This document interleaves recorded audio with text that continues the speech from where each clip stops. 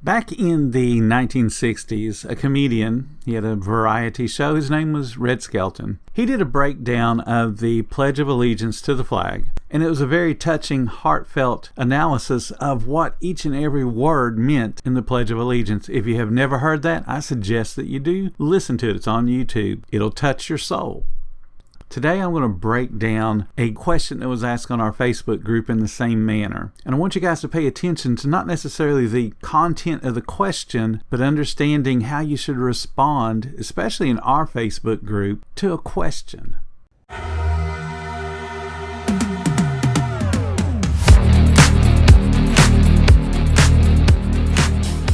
Welcome to the 10-Minute Food Truck Training Podcast. My name is Bill Moore. I am a food truck business coach, author of 5 food truck vending books, including Food Truck 101 and Food Truck 201. This podcast is all about helping you start and grow your food truck business.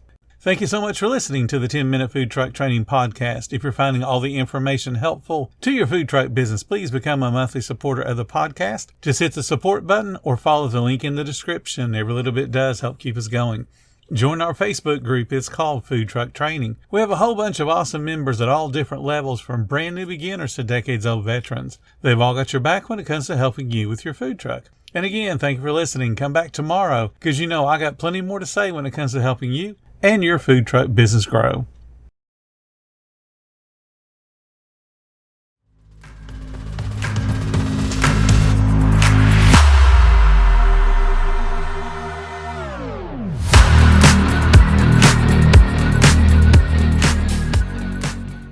So the other day, actually it was last night, someone asked in our Facebook group, anyone have a recipe for good lemonade without using real lemons?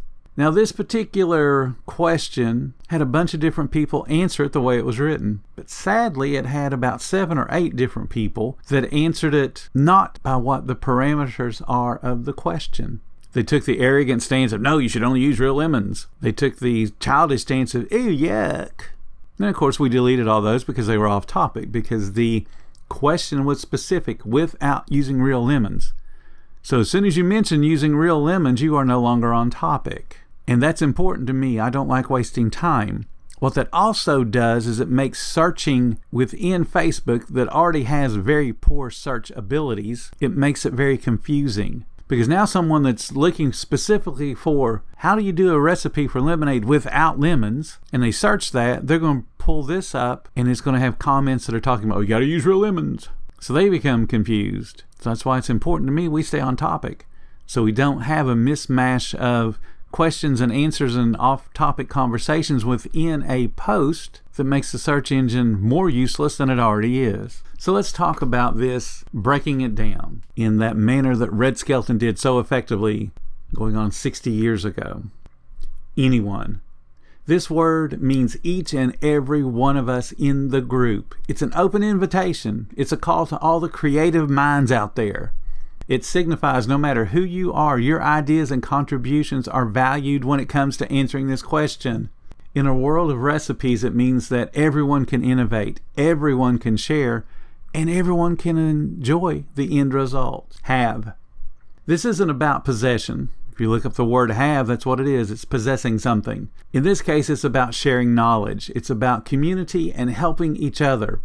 When we say have, we are asking if someone possesses the secret, the knowledge, the little spark of creativity that can turn something simple, like lemonade, into something extraordinary.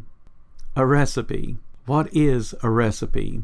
Well, it's more than a list of ingredients and steps. It's a story, it's a tradition, it's a little piece of somebody's heart and history. A recipe is a way to connect. It's a way to share love and to show you care. It's a formula for happiness that we pass from one person to another. Every time someone adds a little bit of their own personal twist, it makes it unique. If you look back at some of the most popular recipes out there, they all have a story about grandma or mom, or even farther back in generations, passed down through several generations of a family. Same thing can happen with lemonade. This is how my great-grandmother made it. But there's a story there that's more than just, here's a list of ingredients. For good lemonade. Good lemonade is the goal. We want a refreshing, sweet, tangy drink that brings a smile to your face. That's the goal. it's not just about quenching your thirst. It's about that moment of joy, that memory of summer days, those picnics, and just having a good time as a kid. Good lemonade is a symbol of simplicity and pleasure without using real lemons. Now there's the challenge.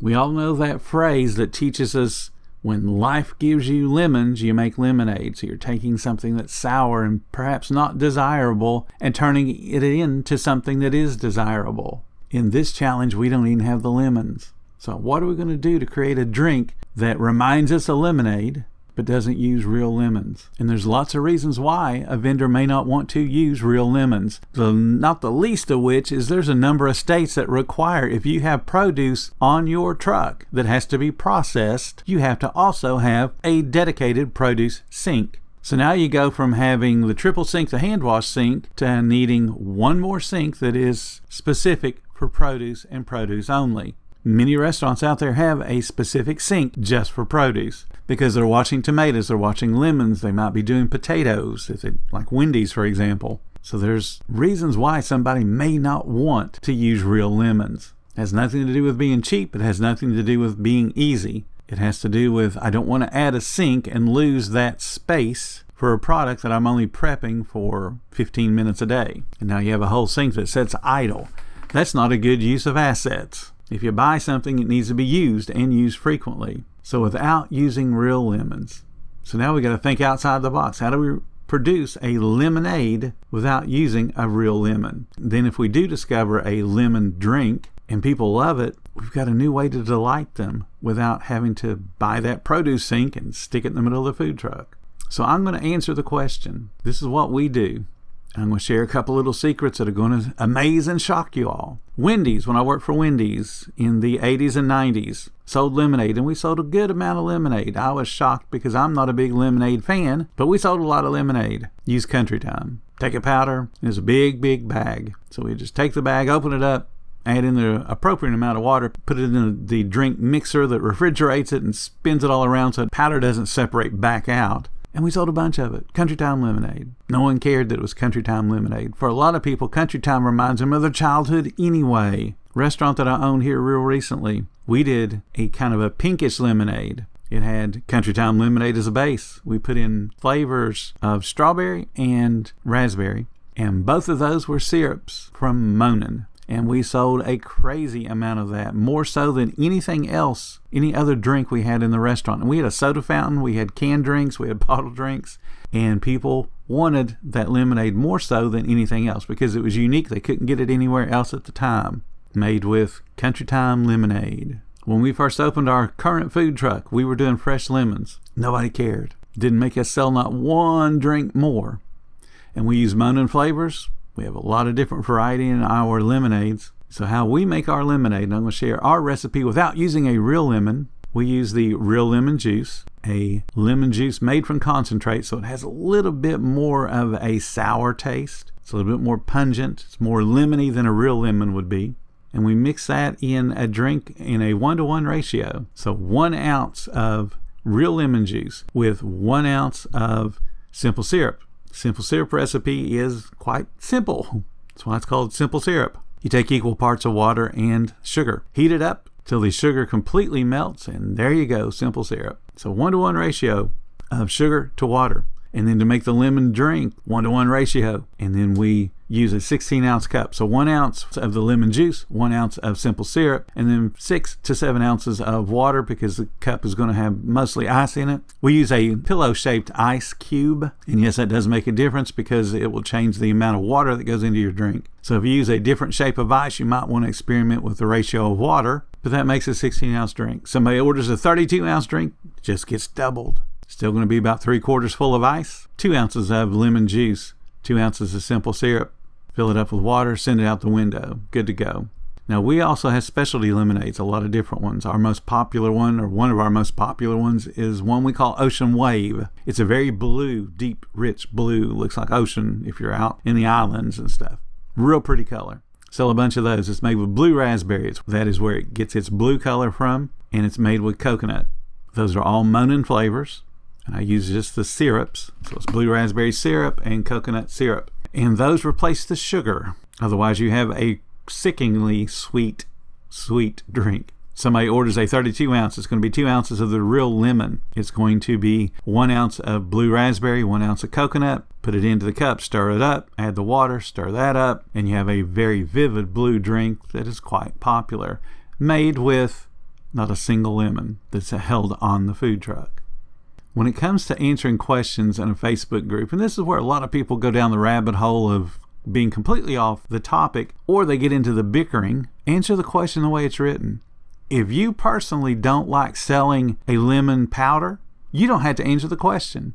Your contribution is unnecessary the way this question was written. They weren't looking for the best lemonade recipe out there. They said, how can I make a good recipe of lemonade without using real lemons? That became the puzzle. They want experienced people telling them this product will work if you do it in this manner. They didn't want you to say, well, you got to use a real lemon, because that's just what people want. And there are people out there that are the militant sources of everybody else has got to know what their dietary needs are. Food truck cannot be all things to all people. So when the person comes up and says, I have to have gluten-free bread, my apologies. I don't carry gluten-free. But the fact is, I can't be all things to all people. So after all of this that we talked about on the recipes and what it means when you're reading a comment, just answer the questions the way they're written. If you don't agree with what they are asking, if you're one of the vendors that firmly believes that fresh lemons is the only way to go, that's awesome. Your expertise is not required the way that question was written. So you throwing your opinion in there about, ooh, yuck, you should use real lemons, that's what people want. I can tell you right now, it's not what people want. There are some people that want it, just like you are part of a group of some vendors that are arrogant and stuck up and think the only way to sell a lemonade is with real lemons. But it's not the only way. If it was the only way, then companies like Country Time would not exist because no one would buy it. There's no company putting out a product unless there's somebody buying it, especially when you have a product as old as Country Time is. It's been around a long, long time. People love it. We went to a restaurant last night. Melissa's parents were in town. We went to a restaurant that's been open 40-some years. And it is a very old building, been added on to many, many times. And what they sell is barbecue. And they have a whole bunch of other items as well, way more than they should. But that's what people want. They want down-home cooking. But their drink selection is super limited. You can get a canned soda. They'll give you a cup of ice for it. You can get unsweet tea, sweet tea, or lemonade. And you want to know what their lemonade is? Country Time. I sat there last night and watched. They have a huge pitcher. It's a 2-gallon pitcher. You can barely lift the thing when it's all the way full. And it emptied out last night. Before the unsweet tea, which probably never empties out because this is the South, it also emptied out before the sweet tea because both of those were actually held in smaller containers. So what that tells me is their Country Time lemonade is quite popular. Otherwise, it would have been a smaller container. So answer the questions the way they're written. Thank you so much for listening to the 10-Minute Food Truck Training Podcast. If you're finding all the information helpful to your food truck business, please become a monthly supporter of the podcast. Just hit the support button or follow the link in the description. Every little bit does help keep us going. Join our Facebook group. It's called Food Truck Training. We have a whole bunch of awesome members at all different levels, from brand new beginners to decades-old veterans. They've all got your back when it comes to helping you with your food truck. And again, thank you for listening. Come back tomorrow because you know I got plenty more to say when it comes to helping you and your food truck business grow.